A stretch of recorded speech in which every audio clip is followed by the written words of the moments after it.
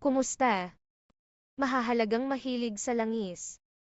Ngayon, spotlighting namin ang luya langis. Ang langis na ito ay nagmula sa mga rhizome ng luya at kilala para sa malawak na hanay ng mga aplikasyon.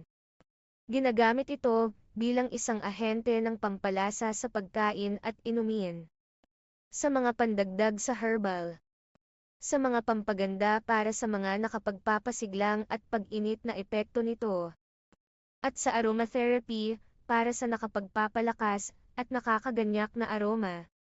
Sa pabrika ng mahahalagang langis, sinisiguro namin ang higit na kalidad at kadalisayan ng langis sa pamamagitan ng maingat na pag-sourcing ng dekalidad na luya, tumpak na mga proseso ng distillation, at masusing pagsubok.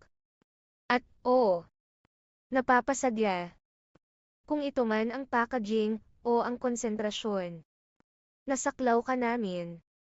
Manatiling nakatutok para sa karagdagang mga pag-update sa aming magkakaibang hanay ng mga mahahalagang langis.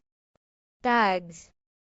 Simbolo ng numero mahahalagang use factory, simbolo ng numero gingerol, simbolo ng numero natural aromas.